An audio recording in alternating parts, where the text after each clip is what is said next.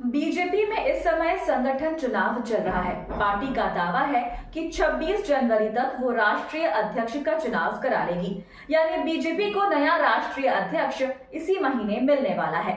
दौड़ में कई नाम शामिल हैं। बीजेपी के संविधान के मुताबिक जेपी नड्डा को एक कार्यकाल और मिल सकता है, लेकिन जिस तरह से उन्हें मोदी सरकार में शामिल किया गया और दूसरा आरएसएस से उनकी नाराजगी को देखते हुए कहा जा रहा है कि नड्डा अब अध्यक्ष नहीं होंगे। अध्यक्ष पद की दौड़ में दूसरे नामों में शिवराज सिंह चौहान, वसुंधरा राजे सिंधिया और भूपेंद्र यादव भी शामिल बताए जा रहे हैं। ये भी कहा जा रहा है कि इस बार दक्षिण भारत से कोई नेता बीजेपी का राष्ट्रीय अध्यक्ष बन सकता है। तो कभी कहा जाता है कि कांग्रेस ने मल्लिकार्जुन खड़गे, जो दलित समुदाय से आते हैं, उन्हें राष्ट्रीय अध्यक्ष बनाया है, जिसके बाद से दलित वोट तेजी से कांग्रेस की तरफ शिफ्ट हुआ है। इसकी काट के लिए बीजेपी भी किसी दलित को अध्यक्ष बना सकती है। ऐसे में कई नाम सामने आ रहे हैं, लेकिन ये तय माना जा रहा है कि जिसे अध्यक्ष बनाया जाएगा वो नाम बेहद चौंकाने वाला होगा। पार्टी के अंदर इस समय मंडल अध्यक्ष और जिला अध्यक्ष के चुनाव की प्रक्रिया चल रही है और इसमें बड़ी धांधली की खबरें आ रही हैं। तो कैसे बीजेपी संगठन पर उठ रहे हैं सवाल, इसी पर आज हम अपनी स्पेशल रिपोर्ट में करेंगे बात। नमस्कार, आपके साथ मैं देवोश्री भट्टाचार्य गोस्वामी। बीजेपी अध्यक्ष जेपी नड्डा का कार्यकाल वैसे तो 2 साल पहले ही समाप्त हो चुका है, लेकिन पार्टी में संगठन के चुनाव निचले स्तर पर ही नहीं हुए थे, इसलिए नड्डा के कार्यकाल को लगातार बढ़ाया जा रहा था। उन्हें 3 बार एक्सटेंशन मिल चुका है और तीसरे बार तो जब तक नए अध्यक्ष का चुनाव नहीं हो जाता तब तक के लिए उनका कार्यकाल बढ़ा दिया गया था। इसके बाद अब पार्टी के अध्यक्ष संगठन के चुनाव की प्रक्रिया शुरू हुई है। इस दौरान एक बात बीजेपी हाईकमान ने साफ कर दी थी। राज्य इकाइयों को सख्त संदेश दिया गया था कि संगठन चुनाव में भाई भतीजावाद नहीं चलेगा। नेता अपने रिश्तेदारों के नाम आगे नहीं बढ़ाएं और न ही किसी के नाम की सिफारिश करें। कार्यकर्ताओं की पसंद से ही चुनाव किए जाएंगे, लेकिन बीजेपी हाईकमान के इस आदेश को किसी भी राज्य इकाई ने नहीं माना। बंद कमरे में बैठकर मंडल अध्यक्षों के नामों का ऐलान कर दिया और इसमें कई तरीके की शिकायतें भी आईं। कई मंडल अध्यक्षों का पहले चुनाव किया गया और बाद में उनका नाम काट दिया गया। बात हम यूपी की करें तो यूपी में रायबरेली जिले में बीजेपी ने मंडल अध्यक्षों की सूची जारी की है। इसमें 22 मंडल अध्यक्षों और 22 जिला प्रतिनिधियों के नाम शामिल हैं। इस सूची में एक ऐसे नेता का नाम है जो अब इस दुनिया में नहीं है। इनका नाम संजय मौर्य है, जिन्हें जिला प्रतिनिधि बनाया गया है। संजय मौर्य 18 मई 2022 को इस दुनिया से चले गए। इस तरह रायबरेली में बीजेपी जिला अध्यक्ष व अन्य पदाधिकारियों की संवेदनहीनता देखने को मिली है। साफ है कि बीजेपी हाईकमान ने मंडल अध्यक्ष के चुनाव के लिए जो गाइडलाइन तय की थी उसे पूरी तरह से नजरअंदाज कर दिया गया। ये जानने की जहमत ही नहीं उठाई गई कि जिसे जिला प्रतिनिधि बनाया जा रहा है वो दुनिया में है या नहीं, या फिर वो पार्टी का सक्रिय सदस्य भी है या नहीं। सिर्फ अपने करीबियों को खुश करने की कोशिश की जा रही है।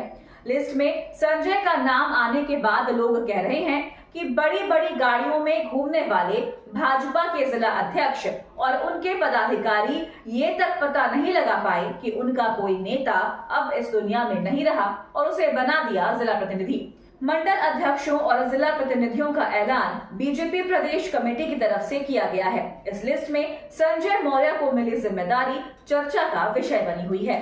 सोशल मीडिया पर संजय का नाम जमकर वायरल हो रहा है। ये सूची पूर्व प्रदेश अध्यक्ष महेंद्र नाथ पांडे की सिफारिश पर फाइनल हुई है।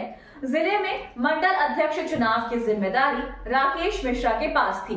पीयूष मिश्रा और पर्यवेक्षक के रूप में प्रदेश महामंत्री संजय राय की देखरेख में मंडल अध्यक्ष का चुनाव किया गया है।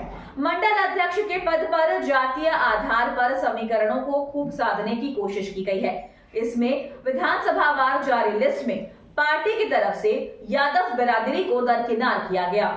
इसके अलावा ओबीसी की अन्य जातियों को भी कम भागीदारी मिल पाई। मंडल अध्यक्ष के विभिन्न पदों को लेकर लोगों में जहां खूब आपत्ति जताई जा रही है, लेकिन इन आपत्तियों को दरकिनार कर नेताओं की सिफारिशों को महत्व दिया गया। लेकिन संजय मौर्य को जिम्मेदारी देना बहुत ही चर्चा का विषय बना हुआ है। संजय को ये जिम्मेदारी बीजेपी की तरफ से जातिगत वोट साधने के लिए दी गई है, मगर सवाल बीजेपी के पूरे सिस्टम पर है। आखिर क्या उन्होंने सिर्फ नाम देखकर ही लोगों को अहम पदों की जिम्मेदारी दे दी है? वैसे एक बात और, बीजेपी हाईकमान ने ये भी निर्देश दिए थे कि मंडल अध्यक्ष की उम्र 45 साल से ज्यादा नहीं होनी चाहिए और इस क्राइटेरिया के चलते कई लोगों ने फर्जी कागज लगाकर अपनी उम्र 48 की जगह 42 कर ली और मंडल अध्यक्ष भी बन गए। इस तरह की कई शिकायतें भी सामने आई हैं। साफ है, खुद को दुनिया की सबसे बड़ी पार्टी कहने वाली बीजेपी के अंदर ही अभी तक चुनाव का सही सिस्टम नहीं दिख रहा है। जो भी नियम बन रहे हैं उन्हें जमकर तोड़ा जा रहा है। मंडल अध्यक्ष के चुनाव के बाद अब जिला अध्यक्ष के चुनाव की तैयारी शुरू हो रही है और जिला अध्यक्ष के चुनाव में भी कहा जा रहा है कि भाई भतीजावाद जमकर चलता दिखाई दे रहा है। कई राज्यों में तो बीजेपी के अंदर चल रही इसी अंदरूनी राजनीति के चलते राज्य चुनावों में अब केंद्र का सीधा हस्तक्षेप शुरू हो गया है। बीजेपी हाईकमान की तरफ से अब जिला अध्यक्ष पद के लिए 3 नामों का पैनल मांगा जा रहा है। निजी कंपनी की सेवाएं दी जा रही हैं, जो बीजेपी कार्यकर्ताओं के बीच सर्वे का काम कर रही है, जिससे ये पता लगाया जा सके कि पैनल में जो नाम आए हैं उनमें से किस नाम की सिफारिश किसके जरिए की गई है, किस व्यक्ति से पार्टी कार्यकर्ता खुश हैं, कौन सा व्यक्ति है जिनकी पहुंच पार्टी के आम कार्यकर्ताओं तक है। ऐसा नाम अगर पैनल में है तो उसके नाम पर मुहर लगाई जाएगी, नहीं तो नए सिरे से नाम मांगे जा सकते हैं। वैसे इस समय जिस तरह से बीजेपी संगठन चुनाव की प्रक्रिया चल रही है, उसके टकराव की खबरें भी सामने आ रही हैं। नेता अपने समर्थकों को मंडल अध्यक्ष और जिला अध्यक्ष बनवाने की कोशिश कर रहे हैं। मंडल अध्यक्ष पद पर तो विधायक और सांसदों की जमकर चलती है। खास तौर पर विधायकों ने अपने अपने क्षेत्र में मंडल अध्यक्ष पद अपने समर्थकों को दिलवाने में कामयाबी हासिल की है, क्योंकि ये माना जा रहा है कि 2027 में विधानसभा चुनाव में मंडल अध्यक्ष की सिफारिश टिकट हासिल करने में मदद कर सकती है। इसलिए सबसे पहली कोशिश तो ये ही की गई है कि विधानसभा सीट में आने वाले सभी मंडलों में अपनी पसंद का अध्यक्ष बनवाया जाए और इसमें विधायकों को कामयाबी भी मिली है। लेकिन अब मामला जिला अध्यक्ष को लेकर जरूर फंसता दिख रहा है, क्योंकि यहाँ कई विधायकों के बीच आपस में ही टकराव दिख रहा है। तो जहां बीजेपी का सांसद है, वहां सांसद भी जिला अध्यक्ष को लेकर अपने समर्थक के नाम की सिफारिश करने में जुटे हुए हैं। ऐसे में अभी बीजेपी में जिला अध्यक्ष का चुनाव ही टेढ़ी खीर साबित हो रहा है। इसके बाद बारी प्रदेश अध्यक्ष के चुनाव की आएगी और यहाँ पर आरएसएस की एंट्री भी हो जाएगी। इसके साथ ही राष्ट्रीय अध्यक्ष का चुनाव, जिसे लेकर पहले से ही बीजेपी हाईकमान और आरएसएस के बीच रस्साकशी चल रही है, उस पर भी सभी की नजरें हैं। कहा जा रहा है कि जनवरी में पार्टी को राष्ट्रीय अध्यक्ष मिलना है, लेकिन नाम अभी तक तय नहीं हुआ है। नहीं तो आमतौर पर राष्ट्रीय अध्यक्ष के चुनाव की प्रक्रिया शुरू होते ही एक नाम पर सहमति बनाने की कोशिश शुरू हो जाती थी।